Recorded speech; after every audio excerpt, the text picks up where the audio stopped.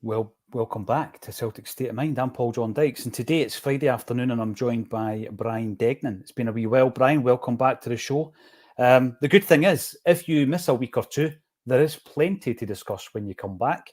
We're going to have a wee rundown of the Celtic action, the squad, where we need to strengthen. The tagline is talking about what we need to do now. We've just basically clawed ourselves back up to ground zero, Brian, and now it's time to strengthen. That's the way I'm feeling about it. Yeah, totally agree.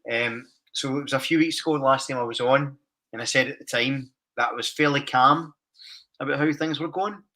But I did say I'd be very annoyed if we got to the first game of the season and we basically the same squad.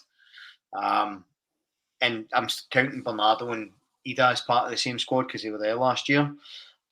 So I'm not overly impressed. However, I think that it's one of those weird things. Like I'm not annoyed about it because I'm so used to it, which probably isn't great, right? But it's like, you know, we had that one transfer window under Postecoglou where we had, you know, the Japanese guys and then Matt O'Reilly in the following week, and we thought, all right, good, we've finally cracked it. This is how we do it. We get them in early, we good to go, and it's not happened since. So yeah, it's very frustrating, and I think that they've still got a couple of weeks to put it right, and I still think there's a lot of work to be done, which I dare say we're going to cover. So an interesting few weeks, but I don't think you know, Rodgers has sort of commented about some of the toxicity around transfers and things like that. Yeah, I think he's got to understand that you can't be talking all last season about how you need quality in, then take charge of recruitment, then post record profits, and then go, it's taking a bit of time though. It's like, what in a second? You know, it's that sort of weird, you know, of course we want quality in and we're working really hard to get it done. And it's like, well, what's the hold up? What's going on? Like, it's that lack of transparency that annoys people. And so it's a very usual situation for Celtic in transfer windows. And I think that's where the frustration is, because we just keep absolutely. wanting to change. The big thing is, and what I've noticed massively since we started streaming primarily on A Celtic State of Mind, which has happened for 4 years now, is that sometimes you discuss areas of development, Brian, things we could do better, and your view is deemed as being negative. I don't see it as being a negative. If you are looking at Celtic and you want us to do as well as we possibly can, then you need to look at things like recruitment. Now, if we didn't get our first choice targets on day one of the window, okay. I don't think that's what we're expecting either, Brian. But there needs to be a middle ground, and I think that the delays and the lengthy processes that we have gone through is basically down to that lack of structure that you and I have spoken about in the past. And again, we don't say that lightly. Yes, it's observational, but also we have spoken to a number of people within the game to try and establish where Celtic are with the recruitment team, how we do business, how it's viewed by other agents and scouts and directors of football, etc. And then we come to this conclusion and we say, right, where we are at the moment is we've brought in 4 new players, 2 of whom were already here. And it's cost us a few quid to get them back in, which is fair enough. That's the way it works. And then you've got that argument around Schmeichel possibly being an upgrade on Joe Hart. He's played 2 games. When I'm talking about him being an upgrade, Brian, and I want your view on this, I'm basing it on the goalie we signed. I'm not basing it on the performances yet because we've not seen enough of them. But when we signed Joe Hart, he was a guy who had played 10 senior games of football the previous season. He was out of favour. He hadn't played for England for a long time. We signed Kasper Schmeichel. He's a captain of Denmark. He's a first-choice goalkeeper at his club. And that's what I'm basing it on. And from what I've seen, it could well be an upgrade. It could be better suited to the way Brendan Rodgers wants to play the game as well.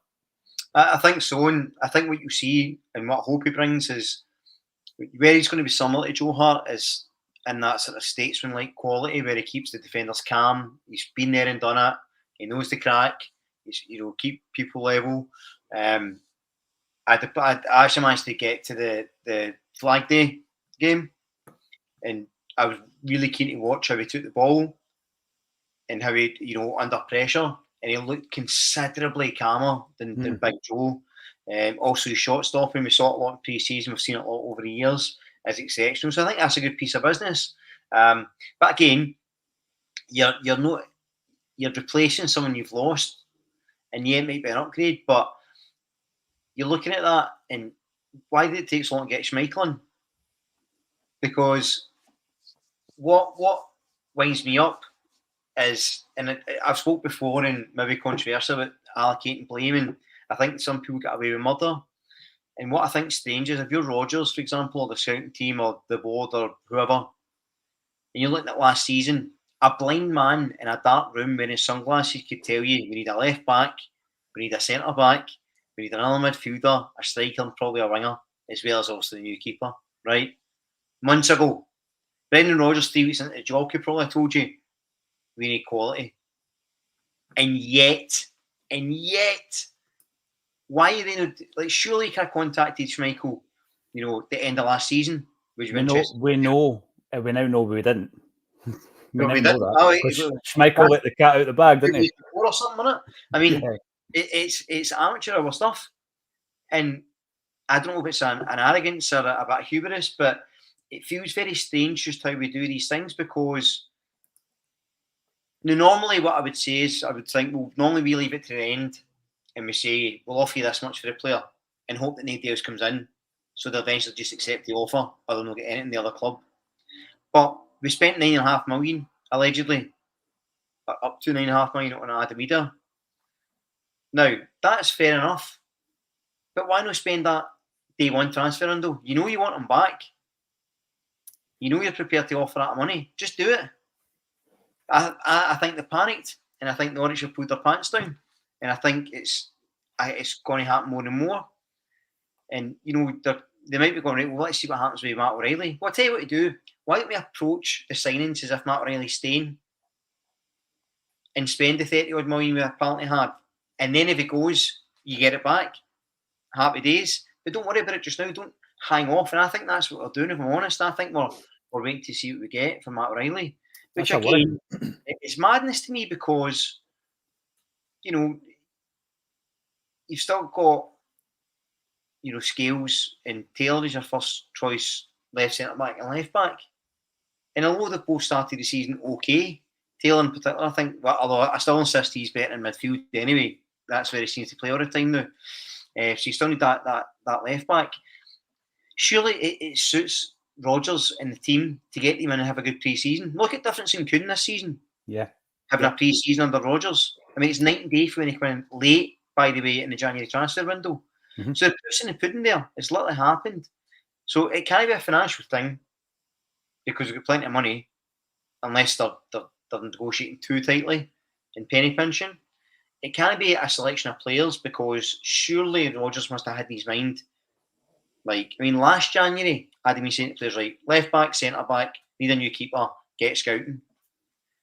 It's just, and that's where the frustration is for me. Like, if someone just said, look, these are the people we wanted, they kept knocking us back, so they got the next person, they kept knocking us back.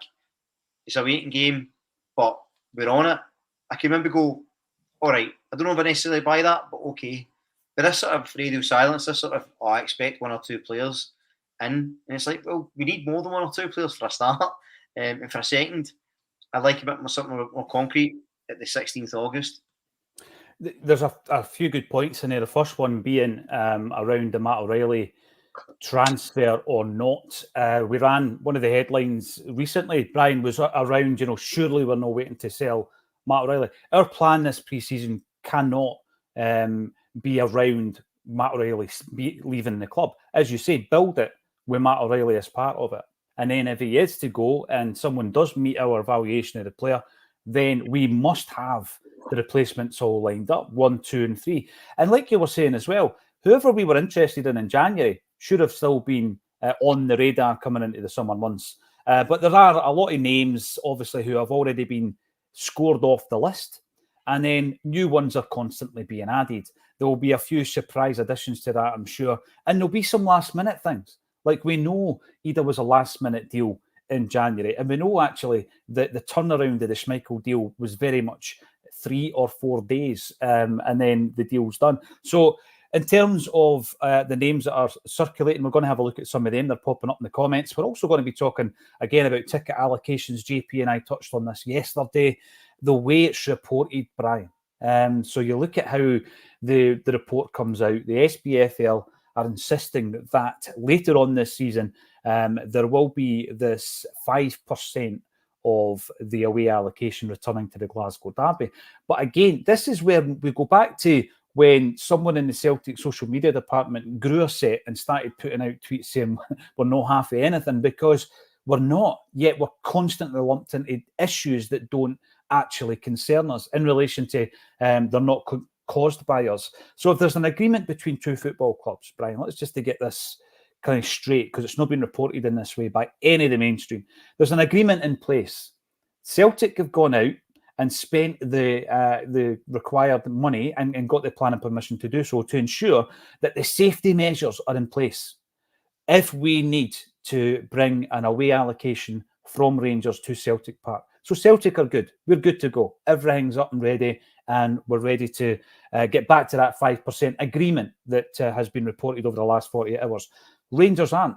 They don't even know what stadium they'll be playing in for the first game against Celtic this season. They've not even applied for the planning permission to do the work that they need to do, simply because they are concerning themselves with the priority of getting the job finished they're already underway with. I was going to say halfway through. I don't know what the progress is of the job. The job is underway, and obviously that's why they're playing at Hampden. This isn't a Celtic and Rangers issue, Brian, yet when you look at the way it's been reported. And another thing, I spoke to Chris from the Millwall podcast earlier on this week, Chat with Chaps, and the thing with that is, from the outside looking in, all they have, Brian, is this kind of mainstream narrative about anything in relation to Scottish football. So when you actually say, you can dig down a few layers and this is what is happening, they're quite surprised, because it's never reported accurately, is it? No, it's certainly not. And I find that a lot, obviously, living down here and chatting to people about football and stuff. And you always have to sort of go, actually, that's not quite accurate, and this is why. And look, the thing is, like, if Celtic were at fault for something, I mean, what's interesting is people sometimes say that we both overly criticise Celtic and then don't criticise Rangers enough. Others say we criticise Rangers too much and don't take blame for anything. And it's all a bit weird. But if you just look at it factually, it's been a nonsense for a long time, and it's not a nonsense of our making. And, when you talk about things, how they're reporting and stuff like that, it's always ridiculous. It's always, always, always ridiculous. And when you look at, you mentioned the SPFL, they're an organisation that's completely unfit for purpose and has been for a long time. So is the SFA, again, for a long time, not fit for purpose. Like, why they don't choose to correct narratives, keep both clubs happy. Do you know what I mean? Just find a way to do it. Communicate it properly. It's a nonsense, but ultimately, in terms of the ticket thing themselves, like, Rangers say that the big house is in fact shut. Yes, it is. Apparently, I mean, they're in absolute shambles now, and somehow lumped together as if I caught a bit of Simon Jordan talking about it yesterday, the day before, I think, and he was like, talking about it as if we're in equal terms and equal footing, and it's like, no, hold on a second, they don't even have a stadium. They started this in the first place, which sounds like wee guy patter, but this wasn't a problem of our creating. It's no real issue. And if the SPFL want to step in and do something, they should have done something a while ago. Mm-hmm. Have a bit of bottle, have a bit of backbone, get the right narrative out there and take control. But as I said at the start, they're useless by and large. So it's a sort of weird situation. We're getting to the point where this ticket allocation thing kind of rumbles round, and you just think, look, either do it or don't. Right? Just agree to do it. Give the full allocation for both sets, or don't do it at all. But again, I'm like you. I get frustrated with the fact we're always linked together and stuck together and treated as if we're one when we couldn't be any more different in almost every aspect. One of the big things when you speak about Celtic playing their football elsewhere, and it's a discussion that some people don't want to have, but it's a discussion that's been had at the highest level a number of times over the years. is the fact that, Celtic fans often are viewed as being spoilt, entitled, and any other kind of descriptive words and terms along those lines. But how frustrating is it at times, Brian, where you are within the realms of the football authorities in this country, completely incompetent time after time after time again. They've never ever got a grip of this situation. And the situation is not in their control now because Rangers haven't applied for planning permission. They're not even playing at Ibrox. They cannot offer the assurances that Celtic can offer. Yet it's reported, as you say, as if it's a 50-50 blame. The ugly sisters, two cheeks of the same backside, and all this kind of stuff. And what frustrates me to a degree, every now and again, you'll get some kind of communication from Celtic. But we're largely silent on this and other matters, whereby it's left to the fans to actually speak up about it. And then we get called, moonhowlers, conspiracy theorists, and all the rest of it. But it's just facts. It's just facts. That Celtic kept their side of the bargain. Rangers didn't. That's the reason why we don't want tickets for whatever stadium they're playing in, because we don't know which one it's going to be, right? We don't. Nobody knows how long the works are going to take at Ibrox. And then, you've got Rangers coming out and making a statement. Celtic just sit there. They just let it all develop in front of their eyes. Now, some might say that's a dignified silence. Sometimes I wish we would clarify these matters, Brian. Yeah, there's nothing wrong with you don't. What I wouldn't want Celtic to do is do that sort of petty back and forth thing. Rangers they have many nicknames, but Statement FC is one of my favourites because they all seem to complain and write a letter when something doesn't go their way. Like the grief they gave to Dundee. Yeah. This disgrace to sport integrity, and there's a stadium here that's not ready for a game, and then Ibrox is non-existent at the moment, but no one's really saying anything about that. Where's the SPFL coming to discipline them? Where's the newspaper articles slamming the amateur nature in this? So it's just that it's that sort of complete lack of self-awareness and inconsistency, and it's indulged by a board who either have the blinkers on or are too scared to say anything. And that's and when I say the bottom talk about the SPFL, in terms of Celtic's board, as I say, I don't want us to go into always those back and forth. Like, I don't want us to lower ourselves. However, if I'd been in charge of the social media team, would have tweeted that article. I think Sky put it out. Said, FYI, we're not one half anything. It's a completely different situation. We all know why. Do your research, but let's have some clarity, because I just think it's an easy win, right? I mean, if you're the Celtic Park hierarchy, you're looking at a fan base that's getting frustrated. I mean, the football's decent, we're doing well, but we're getting frustrated. Then this stuff comes out. It's an easy win to go, look, we know this is out there, we know it's stupid, don't worry. We've got the best interest of the club at heart. Just that an easy win is a simple thing, but it's that sort of lack of nuanced thinking. What I've said before on here, we've got a boardroom full of millionaires that should be billionaires, but they just don't have the ingenuity, the risk appetite, or the bravery to do it. No, you're right. And a big part of that for me is always this ambition and vision to actually progress in Europe. And we're going to be talking about that. There's some really good comments coming through. We'll have a wee look back at the two competitive games that you can discuss, Brian, how you found them. And obviously a look ahead to another meeting with Hibernian, this time at home, and it's in the Cup. But again, we're talking about ticket allocations. Time and time again, we're learning of other clubs giving us reduced allocations. St Mirren obviously announced the ticket allocation yesterday, and they follow suit, having already witnessed this at Easter Road this season. Brian, I'm sure it's going to be following us about. They don't want us in their stadium for some strange reason. They don't want to make money, which is bizarre when Hibs are now chasing Luke McCowan and probably haggling over 50 grand here and 100 grand there. Yet they're turning money away. I just don't understand it. I don't think I'll ever get my head around it. Stephen Ray, here we go. Most players in the £1 to £3 million price range are easier to get. Yeah, remember Brennan said I could have 9 guys in on day one. You're absolutely right, Stephen. Celtic will likely be the biggest club they'll ever play for. The players we want, 6 to 10 million, will have numerous options. So it will take a long time. We do probably expect quite a lot of deals to be done at the last minute. Listen, Cameron Carter-Vickers got signed on the last day of the window. It's not something that I'm against, Brian, if you get the right player in. It's just that time and time again we hear about, right, okay, Bernardo and Ida, they're givens. They should be givens. They were here last season. But then you hear when we signed Ida, how we went about it, or when we signed Schmeichel, how we went about it. It was almost like a chance. I'll give him a phone, see if he's available. And then Brendan phones him up, and it's like, should we be doing business like that? Now and again, that's fine. If you've already got that safety net of a really functioning recruitment department, Brian, and every so often you can pull one out the hat. Brendan gets the old notebook out and, there you go, we'll sign Schmeichel. Sean Stewart, why is it so hard for us to sign a left back? I'm going to put it out there. Is it because we've still got Bernabe on the books? Seriously, because like last season, when Brendan Rodgers was asked about a left back, because Bernabe had gone to Brazil at this point, and he says, no, we've got Liam Scales. Liam Scales can cover at left back. That was his kind of... So we knew from January to the end of the season, Brian, going for a double, that if there was any issues at left back, Scales who was going there, and then someone was replacing Scales, who would that have been? It would have been a defender who Brendan Rodgers doesn't think's a first pick. It would have been a backup defender like Stephen Welsh, Nawrocki, or maybe Lagerbielke.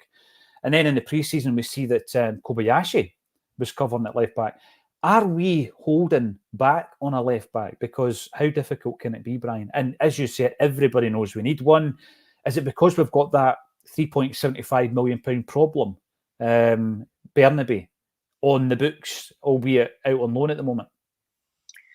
I'm really struggling to understand, if I'm honest. Like, I remember, I think it's probably you and I, actually, maybe you, I and Kev had this conversation back before Angie came in. I think we spoke about we still like Bolingoli, we still kicking about the boot. We looked That's at right. He played under Ange, didn't he? Bolingoli played under Ange. That's incredible. I think we looked at how many players we had in each position, and we said, well, if you're looking at it just on black and white, you go, right, we've got 4 guys in that position. You need to shift someone in before we sign someone else, which I understand. What I don't understand is why. Does he feel like we don't need a full back in because he could probably get a few quid elsewhere? Like, I just don't understand the thinking behind it. Like, is it to make sure that Greg Taylor signs a new contract? And he's maybe saying, "No, don't worry, we're not signing someone to replace you." So that I really don't understand the thinking. And this is part of my problem. This is part of the thing at the start is, even the guys we've been linked with, they're so random and sort of here scattered around, and you think they don't even seem like the one profile. I'm always rambling away about like profiles of players and the type of player physically we need, and they're so different. You think, where's the thinking here? Where's the logic? Is it someone that has been recommended by an agent? Is it someone that Brendan maybe scouted while he was at Leicester that he's still sifting around it? It's very, very unusual. And to Stephen's point, which I think was a very good one about the players in the 6 to 10 million bracket, he's right that they'll have more options. But the flip side of that is, do you want to have to sell the player to the point where we'll be option 4 so that other 3 clubs don't work out with companies? Do you really want that? I'm not sure. And 2, doesn't stop you getting done early. You can still be considered these options for the start of the transfer window. And if you go, right, you've got 2 weeks to think it through, right, not interested, move on. But while you're waiting for that guy, look at your second choice. Arrange that deal. No cash is changing hands yet. You're arranging the deals until it's signed. Get that done. See what he says. It's almost like we go, and we mentioned Danza a couple of times, but almost like when we've got Eddie Howe coming in, it'll be fine, we'll get that sorted, and never bothered asking anybody else. Then Eddie went, no, going to Newcastle. And we go, right, okay, Ange, hello, you there? Can you come? And it's like, why didn't you contact all these guys at the one time? Like, see if you're going for any job, right? Any job you've ever went for, foreign job I've ever went for, anyone in the comments section, you're not the only person getting interviewed. There's about 10 other people for the job. So surely transfers and stuff like that shouldn't be that different. Surely you can have the negotiations underway with numerous clubs. And then you go, do you know what, I'm no longer interested in that player because we've signed so-and-so. But it seems like we kind of go, and that's what I mean about the hubris. It's almost like, he does definitely coming to us, it's just a matter of when. We'll try and get the price down. Bernardo's definitely coming, don't worry about it. There'll probably be a left back, maybe he's waiting some options, he's definitely coming. and we go, right, focus on the team now, and then we'll sort that when it happens. It just feels insanity to me, the way we do things. It comes back, the two things I would pick up from that, Brian, the first one being Ange. I remember at the time, looking back, after the Eddie Howe deal broke down, we were informed by the club that he wasn't the only contender for the job. So Acsom were contacted, and that was the line that the club were taking. Fast forward when everything's great and Ange is winning trophies, Ange was asked the question about when did you hear of Celtic's interest, and he explained that it was after the Eddie Howe deal had broken down. So Celtic had not contacted him whatsoever prior to the Eddie Howe deal being dead. And as you say, it was a bit of a panic, and it was the City Group contacts at the time. It worked out brilliantly. Loved the guy, great football, tremendous signings, and wish him all the best. But the fact remains, we were a wee bit lucky, right?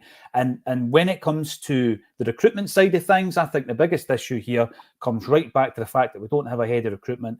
Brendan Rodgers should have maybe a weekly meeting, potentially. There might be a few impromptu ones on the hoof during a transfer window, but there should be a weekly recruitment and scouting meeting whereby he isn't the guy doing all the running about and the identifying as such. The head of recruitment should be that fella, and we don't have that in place, and we haven't had it in place for a while now, and that's not good enough either. And yeah, you might think this is negative, but a club like Celtic have to have that in place. We've got to have the structure in place so that Brendan Rodgers can concentrate on the guys that he does have at his disposal, and obviously the next game. And the next game that we're playing is against Hibs, and you just know, right, that Brendan Rodgers wants that League Cup back, Brian, doesn't he? Because you'd never lost a cup game until that Kilmarnock nightmare last season, and you just know the gaffer wants to win that cup back. So let's have a wee look forward, and then we'll bring in some of these comments. So there's some great points coming through. Paul McQuaid actually comes in to say that he would argue that we're below ground zero when you consider the outgoings. I was just having a look at the outgoings on the back of your point there, Paul, and I'm looking at maybe right, okay. I probably get that. We've not got the cover up top because O's left the building.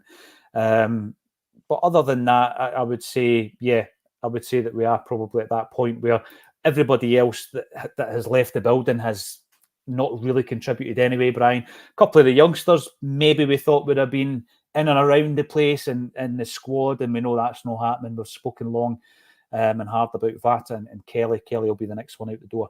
So let's look ahead to Hibs, and we'll start off with a player who won't be contributing to that game, and that's Kwon. He's been loaned out, Brian, to Hibs, and he was Hibs' 9th signing of the pre-season. Proving Stephen's point, depending on where you're shopping, it can be pretty easy to bring in players. How do you see it going? How did you find it at the weekend? Because first half to 60 minutes was brilliant. Great stuff by Celtic. Blew them away. Didn't have an issue. There was never, ever any doubt we were going to win that game. And I think more of the same this weekend. Maybe a wee doubt about Kyogo, though, unfortunately. He wasn't photographed at training today. Yeah, I mean, I expect this to sort of continue. I mean, I think the game against Kilmarnock were absolutely excellent. It was the most sort of, we looked like a Brendan Rodgers team since he came back, I would say. And I think Hibs, although, they came into it a wee bit, as you say, sort of last half hour, I never really thought we were in danger. I thought defensively we were really, really solid. I think that, actually Hatate never did a great game against Hibs, but he was excellent against Kilmarnock. But you can start to see a change in his game a little bit, and I think that's going to be for the better. So yeah, I'm looking forward to the game, and obviously Brendan's ego would have been killing him that we didn't win the League Cup. So he'll be wanting that this season, 100%. And I think just generally, we always want to win every competition anyway. So he's looking at it. What I might have thought was that maybe we would rotate the squad a wee bit for cup games this season, because he has mentioned the younger guys again, and don't want to overlook them. Like the boy Anderson, who we expected to be sent out loans, still training with the first team squad, I think. Left back, could be a chance for him to come in. Guys like that, maybe. Mm-hmm. Mm-hmm. But again, there is also that part of, no, let's just get the job done. Every game, let's just smash it out. So it'll be really interesting to see. And just the last time I'm going to go back in time, but it was just something you'd mentioned there when you talk about sort of structure at the club, and when Ange left. And I was actually listening to Mark O'Neill on LBC the other day, He done a 1 hour interview with James O'Brien. It was very good. Yeah, I watched the first half of it. Aye, it was good. It was good. Nothing we've not heard before because we're all pals, obviously, but it was really insightful. But anyway, he was talking about how in his last job, he's like, football's so different now. When I was manager, I managed everything. And I think that's how Brendan still sees things. Like, I think while he's at the club, I don't think we ever get a director of football or basically. I think he likes to be kind of in charge of most of it. I don't think there's a director of football at Leicester. Now, I'm not saying Rodgers is the problem, but my point being, when Ange left, at the time I wanted Maresca. Yeah. And the reason I wanted him was because, for me, we should be fitting a coach to the style of play. So he's going, this is how we play. These are the players we signed for these positions. We want to play that way. You coach it. So I felt that'd been a quicker fix. Because then that way, when, say, if he'd have come in and left, somebody else just comes in and we play that way. And it makes transfers and youth development a lot easier. My concern is, with how we do things, it's getting to the point it's so antiquated that if Rodgers decides tomorrow he's leaving, I think potentially you could really struggle because there's no long-term plan in place. So I know we talk about this a lot, and I would get my strategy t-shirt for next time, but that's how you need to sort of modernise and progress as a club and start punching above your weight. It's just going, right, this is how it runs. Like any business anywhere, put the right structure in place, then you get people to fit the structure. But what happened, the same way Brendan phoned Schmeichel, then Desmond phoned Brendan. And that old school approach, well, it's great, Brendan's back, and obviously he's doing well, and I fully expect us to dominate the league again, and I think we'll do better in Europe. But long term, I've got massive concerns, and this transfer window's not doing much to sort of subdue them. Well, this is the thing, because we've spoken, you and I, on this platform, Brian, in relation to what happens when a manager leaves. Well, another one should come in and just slot into the structure that's already in place, which isn't in place. And maybe the club don't want a director of football. I get it. But we had a head of recruitment who is no longer there because Mark Lowell left the football club. Robert Hyland, if you're looking at the progress, the natural progression of a player, Brian, you would hope that Matthew Anderson would be back up. That's the way that we should also be utilising the academy. He went away for a year, big plaudits for his performances over in Austria. He's that wee bit older than some of the guys we saw in America. I'm saying he's that wee bit older. He's 20. He's 20, right? But obviously, old man. 17 and 18, Donovan was 17. But you would hope, Robert, that Matthew Anderson is perhaps being looked at as a potential backup. But I still see him maybe as that number 3 option. So Brendan spoke about it for the strikers, didn't he? He spoke about Kyogo, and then the number 2, we've got Ida, and they'll be fighting the toss over the jersey. And then the third one, he said, was going to be Vata, the third option, and that was part of the sales pitch to the youngster. It didn't work. But yeah, I think Anderson... Another promising youngster, Mikey Johnson, coming in as third striker, I think. I got stick yesterday for no mentioning them when I was talking about the wingers and the options that we had on the wings. There we go. I absolutely forgot about them. That's all it was. Nothing personal. You and boy, Martin, the Portuguese boy, Sanchez, looks like a real talent. Tall, quick and skillful, and at 21 years old with a value of £4.5 million. He fits our transfer model. Engels would be a great signing too. These are names that have been reported. But I'm going to bring something up because I do agree, if I can find it. There was a suggestion that we will be looking at players that no one will be aware of. Here we go. Brown Warrior comes in. Now, you've got to try and think of the inner workings of the media, Brian, in terms of when a suggested target is released to the media. Let's use Fabrizio Romano, for example, right? The guy, finger on the pulse, people are feeding him information every single day, every moment of the day. And obviously he will need to try and sift through and filter through all the nonsense and maybe back it up by speaking to other agents, for example. I think in this world, the media agents are key to a lot of the names being released. So if they want a player to move on, often it will be the agent who will make sure that not just Fabrizio Romano, but the media will be aware this is a player, there is interest from here. Sometimes they just say there's interest from a specific league. And you know that it's all been fed down that process, Brian. I think Brown Warrior's right. Whoever Celtic are interested in, no one will know unless the minutes of the recruitment meeting end up in the bin and then it goes viral. No one will know who we're interested in, Brian. He's absolutely right. Because it does. It tends to come from agents who are using it as a tactic to try and get the movement to happen. And what's really interesting about the targets, actually, is because I see that point, and a lot of times we link to players. Actually, to Stephen's earlier point about the 1 to 2 million or the 1 to 3 million range. So a day clubs are trying to punt them with the range, they'll link them with Celtic because they'll probably likely players will buy it, get the price up. So you understand you're always part of that game. Well, what I always find quite interesting is, when people talk about, Celtic are interested in Majowski, say, right, and it always makes me think about going back to the recruitment, and it's like, well, I can say Majowski is a good signing, and I'm, an idiot sitting 500 mile away that doesn't work for the club. I could see so and so might be a decent left back. Where is the actual scouting get in? Where are these be finding these players? Ida was an option to come back. Bernardo was an option to come back. So yeah, I think there'll be a few guys we've never heard of, which is probably your market. But again, it's you have to wonder, like, are we?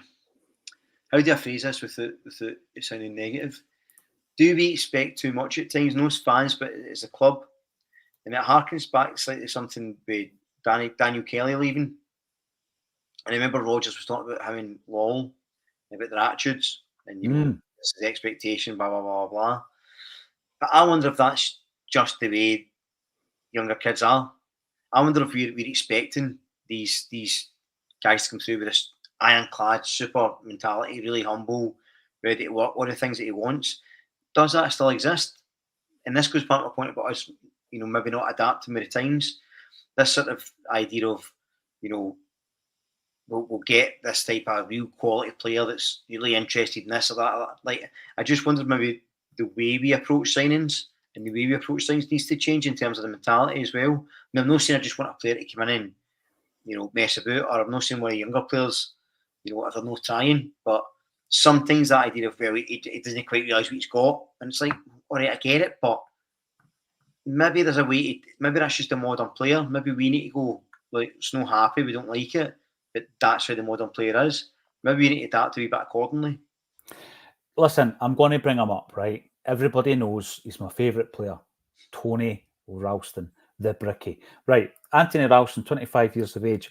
Can you believe this is the 10th campaign in which he has made an appearance for the Celtic first team? Wow. That's incredible, isn't it? Now, there has been some seasons like 2020-21 where he made one. And obviously when he broke through in 2015-16, he makes one appearance. But this is his 10th campaign in a Celtic first team jersey. Last season, he makes 18 appearances. The season before that, 18, which was Angie's second campaign. The best season, his breakthrough season, was obviously under Ange in the first season, 47 appearances.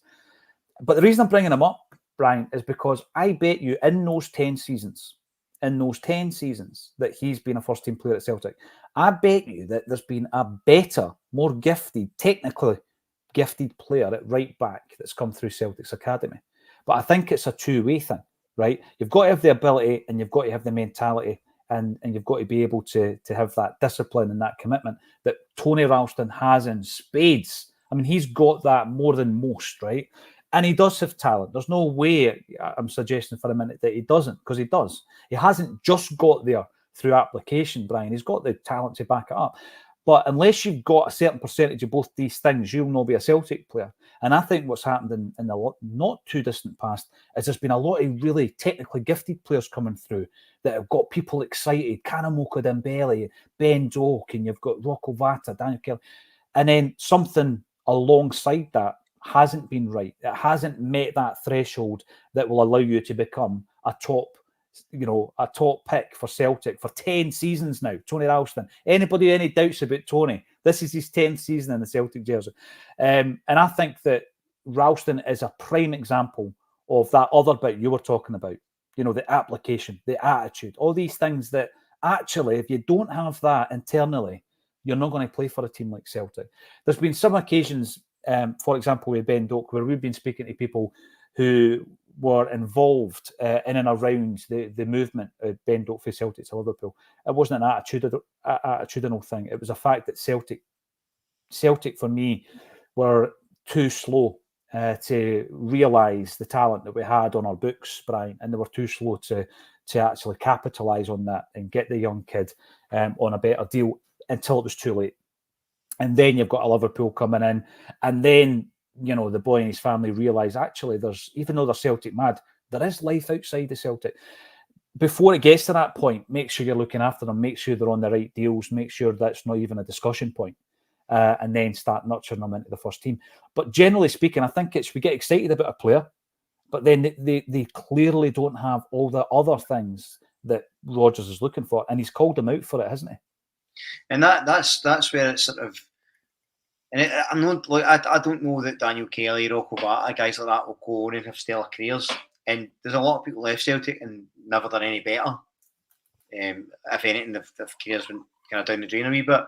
So, you know, there is a degree of maybe it's the player, but I just think that if you're, so we use Daniel Kelly as an example, right?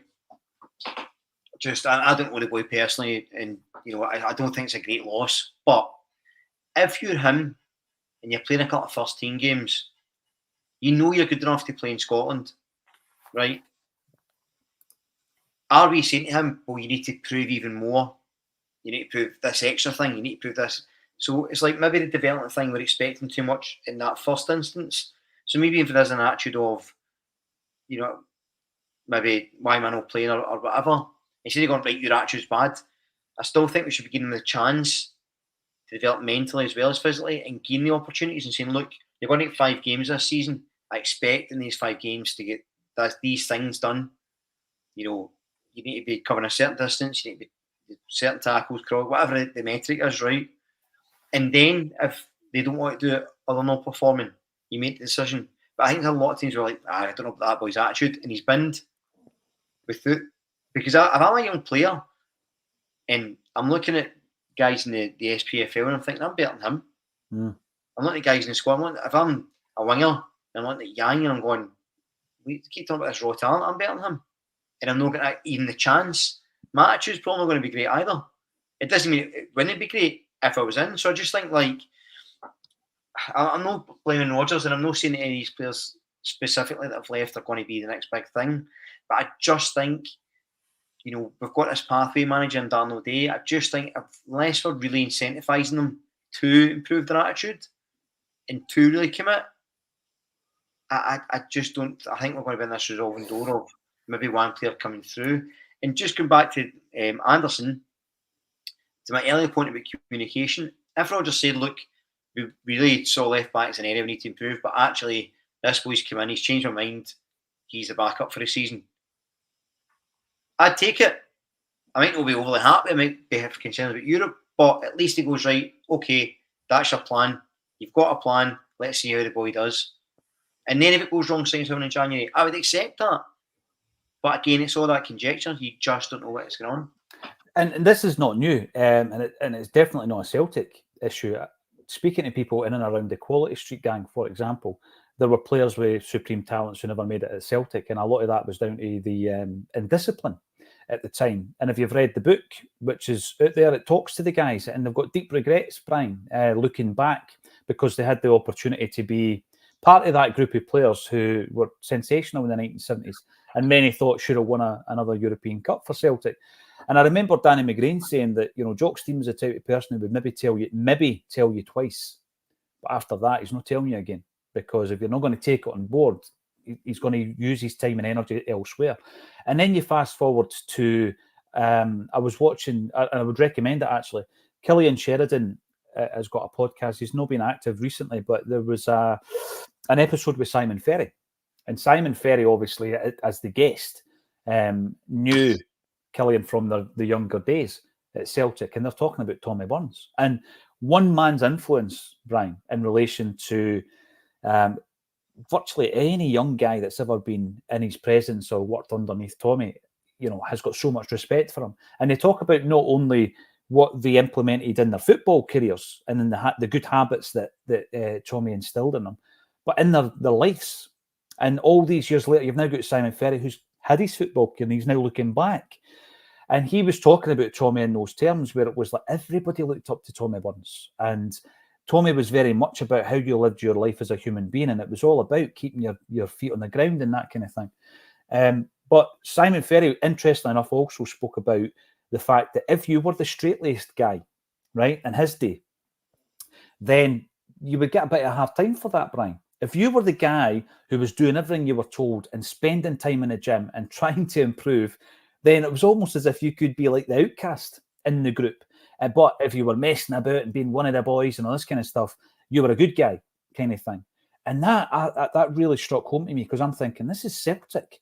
Every one of you guys should be trying to get that extra % margin to improve and maybe get into the first team.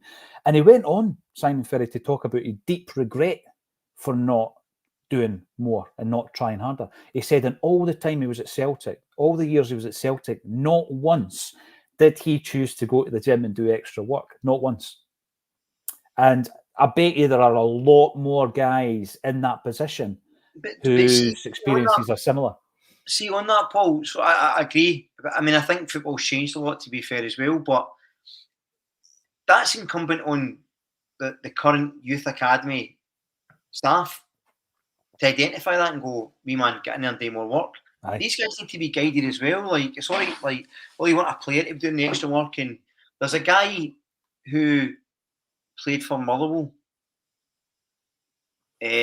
Alan Campbell, I think. He's ended up at Luton, didn't he? Aye. Now, the reason I bring him up is I worked with a guy who used to play for Motherwell, and he spoke about, I said, who's decent? And he says, well, Alan Campbell's going to make it to a really good side. He's like, he's no particularly good. He says, but he's making sure he's the strongest he can be, the fastest he can be. He's early at training, he's late leaving training.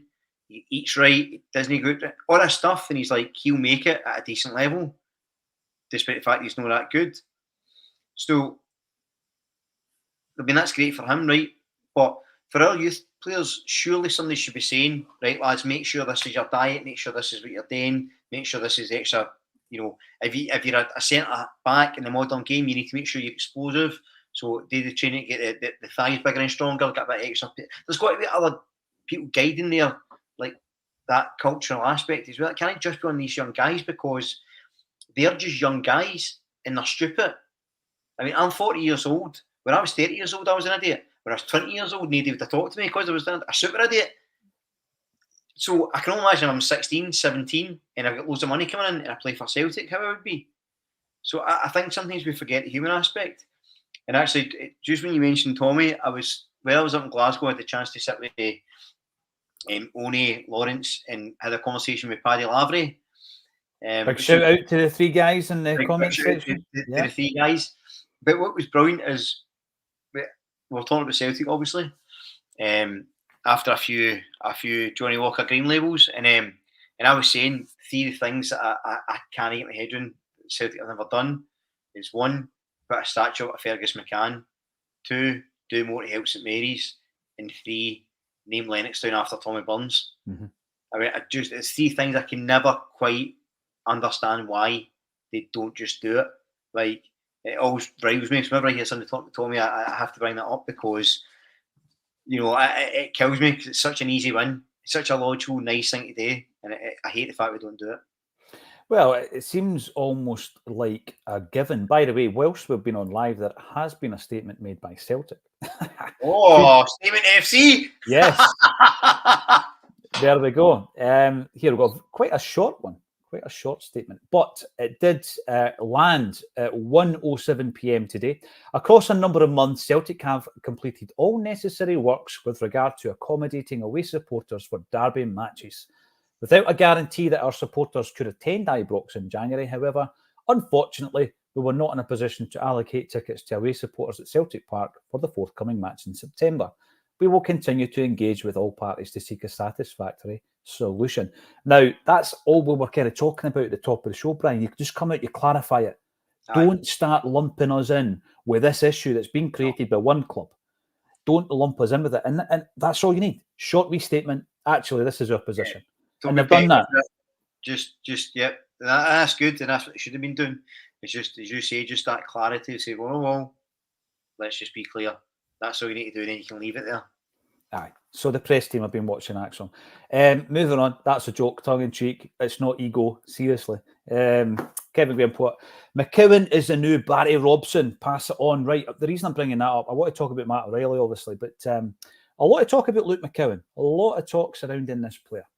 And this isn't an echo chamber. And my view is against just about everything. I'm reading on the comments. I don't think we should bring him in. And I'm looking at the social media traction, and most people are saying, it's £1 million. It's low risk. It's a given. It's a no-brainer. You know what my concerns are? Because I've seen him, like everybody else last season, I've seen him, and I think to myself that Luke McCowan was a standout, an absolute standout, and a very, very good side, managed by a very, very, talented manager who has been in the shadows of McInnes for years, and who I think is the type of manager a club like Hibs should go for, Tony Docherty. I think, for me, that is the kind of calibre of manager you should go for. If he can do that with Dundee, Brian, what can he do with a club with a bit of potential, very, very good fan base and some dough? Anyway, McCowan for me, brilliant, absolutely tremendous. But is he going to improve what we've got? Is he an improvement in what we've already got? We've spent £2.5 million on Odin Holm. What's your plan for him, Brian? Because if you bring in Luke McCowan, you've got Odin Holm, you've got Awata. What's our plan for the guys that are already in the building? Is it strengthening the midfield? Is he going to break through? Well, I find it a really strange that we're linked with him, and I don't want to sign him now. I think he's an excellent player. I do like him as a player. I think if Hibs sign him, it would be their signing of the season. I think he'll do really, really well for a club like that. But he's 26. He's not particularly big. He's not that dynamic quality we need for Europe, so he's not going to improve the team at that level. Domestically, is he better than, to your point, Holm or Bernardo or any of the younger guys that might break through? We don't need players domestically because we've got enough that can handle the domestic game. We need players going to prove us and move us towards Europe. And even if these players are there just to provide competition, which I'm not a big fan of, but even if we just say they come in as a project, it still has to make the players above them play better. But if you're Hatate or McGregor or even Iwata, Bernardo, whatever, are you going to see McCowan coming into training and go, he's going to take your spot, we better play better? I don't see it. So it's not against the guy. I think he's an excellent player. I think he's been brilliant for Dundee. I think he'd be really good for, a Hibs or an Aberdeen or something like that if they wanted to sign him. I think it'd be an excellent choice, but he doesn't improve our squad one bit. And all he does is put another blocker for one of the younger guys getting a game for me. See if he was 21. I'm thinking completely differently about Luke McCowan, right? And I'm not being ageist here. I just think that, right, we're going into the Champions League, Brian, guaranteed 8 games. Can you jump from the Championship 2 seasons ago to the Champions League? Can you do that? I'm not sure you can. There's a reason that 2 seasons ago, Luke McCowan, and it's not, by the way, the recruitment team don't care if I've heard of a player, but 2 seasons ago when he's playing in the Championship, how many of us were aware of him, unless you're supporting a Championship club, and like us, you've seen him against you, how many of us were saying, that's a right good talent, young Scottish player playing for Ayr United? Not very many of us, right? Let's be honest about it, Brian. And I don't think that he's going to make that jump. It's a different jump that Matt O'Reilly made. Matt O'Reilly took a backward step to take 3 or 4 steps forward. That's why he was at MK Dons. That's why he was playing third-tier English football. Not because he had never been picked up, if you like. He made a decision when he was at Fulham not to take a deal that was on the table because he wanted game time. COVID hit. Next thing you know, clubs are looking at their finances, and the type of deal he would have got was no longer on the table. Matt O'Reilly had gathered interest from some top clubs when he was at Fulham, Brian. Borussia Dortmund were interested in Matt O'Reilly when he was at Fulham. It's not as if we just plucked him out of obscurity. It's slightly different. I think Liverpool attracted him and said he hit the metrics for their like top-tier midfielders. The thing is, on the Matt O'Reilly comparison, like, he's tall, fast, strong, can pass the ball, can defend, can attack. 21 at the time, I think, when we signed him. That's a world of difference for a guy like McCowan. And the thing about it as well, like, if we should be signing Lennon Miller, I'd sign him tomorrow. I'd agree with that. Straight back and then get him in. You know, there's a guy, and again, he's a decent size, he's strong, he's fast, he's technically good, like, and he's 17 and he's experienced. Sign that boy. We don't need that, you know. And someone made the Barry Robson comparison. It was Kev, I think. Yeah. No, I loved Barry Robson when he was at Celtic. Loved him and wholeheartedly together. I think it's probably the most underrated midfield duo. They were excellent, if only for that game where he absolutely battered Christian Daly, remember, against Rangers. They made T-shirts. They made T-shirts in homage to that moment. Oh, it's just brilliant. But so I get the fact that there is players maybe that are maybe no sort of the most fancied that can improve the team. But I think at the time they did improve. They stacked up well against what we had. I just don't see that in this case with McCowan rather. And again, look, you could also say if you wanted me to be devil's advocate, you could say, well, it's a no-risk signing because he'll be on the lower end of the wage scale. He's cheap. He's experienced in the SPFL. You can rest your players because you know he can do a job. I get all that, but I just don't think that should be what our policy is. It should be moving forward and progressing, and I just don't see him doing that. That's a good point, Brian, because I think we've got a squad capable of doing that anyway. We've got a squad capable of succeeding domestically, right, and being a success domestically. But again, if that's your ambition, that is maybe the type of player that you're going to bring in. I don't think it should be our ambition. Our ambition should be to take this a step forward. And there's a real opportunity this season. Couple of minutes to go in the stream, 1,100 strong. Thanks every one of you for tuning in. Who's coming to see us tonight with Lubo and Mialbi? We're in Cowie, of all places. And you look at Lubomir Moravcik, for example, Brian, and I'm not saying it should be Lubo, but who we got, telling us about all the great Slovakian players that are coming through, who we got that are informing us about the great Swedish players that are coming through at the moment, with their ear to the ground. And I don't think we've got that at the moment. I don't think our recruitment and scouting team has got that wide a net just now. And I think we should have, though. We absolutely should. Now, Bradley Boo, it comes in. Is it Bradley Boo? Bradley 8U. Shows you my eyesight's no great. He does my new favourite player. And why not? Can't wait to see him in the yellow kit. We won't be wearing it this weekend. Smell the glove. I think it makes sense. See, there's a lot of these comments, and it's healthy to have the debate. I used in a comparison, different type of player, but in terms of a player standing out in Scottish football, coming to Celtic and not getting a kick, Scott Allen. Remember we signed, and I know people will say, we only signed him because Rangers wanted him. We signed Scott Allen, and I remember thinking, what a player this boy is. Excellent footballer. Yeah. Obviously, some physical problems, and then he never played for us. But back then, he was quite young at the time. Mm-hmm. Yeah. Well, he was.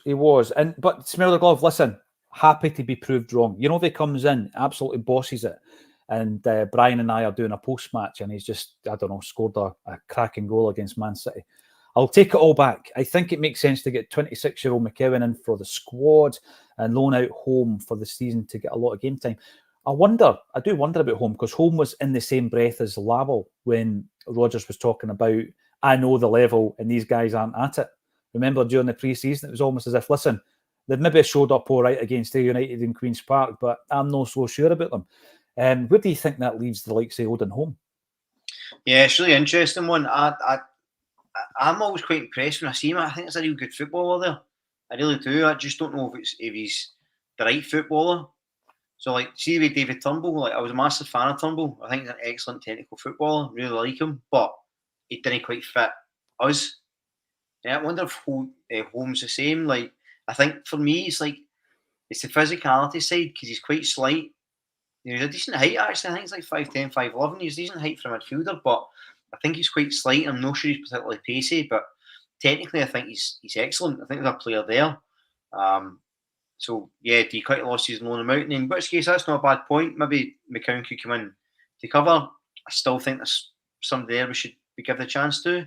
But, with the Home, I would give him to January, see how many games he plays, see how he shows up. Mm-hmm. And then make the call. I think he's one of those guys who'll benefit from running games, because I think, he is clever. And the fact he has played a couple of times, came on as a sub, whereas Lal is obviously been sold. So clearly, maybe he's picked up on what Brendan's been saying, and he's proved, because he was an experienced guy as well. I think he played only 100 games before we signed him. So there's a player there, but like ultimately, when you talk about McCowan coming in and I don't care who comes in. Ultimately, if they improve the team, like I'm not a huge fan of Owen Beck, and we keep getting linked to him. I don't know that he's that much better than Taylor, but if he comes in and smashes it, I'll be the first man in Owen Beck t-shirt. I'll be delighted. If McCowan comes in and starts scoring hat tricks against Rangers and man of the match against Dortmund in the Champions League, hey, I was wrong and I'm delighted. I'll always happy to be wrong if it means Celtic are succeeding. Yeah, I'd much rather take that. 100%. Yeah, interesting enough, Owen Holm worked with Ronnie Dyler when he was at Vålerenga. There you go. It doesn't surprise you that he broke through early because Ronnie liked to do that, didn't he? Listen, thanks everybody for tuning in. As I said before, I'll be live tonight, tomorrow and Sunday night in Cowie, Greenock and in Glasgow. Some tickets for Cowie and Glasgow still underneath this video. And we'll be covering the game as we always do this weekend against Hibs. Looking forward to that as well. Brilliant to have you back, Brian. Thanks very much for joining us, and come back and see us 30 minutes before kickoff for a Celtic State of Mind.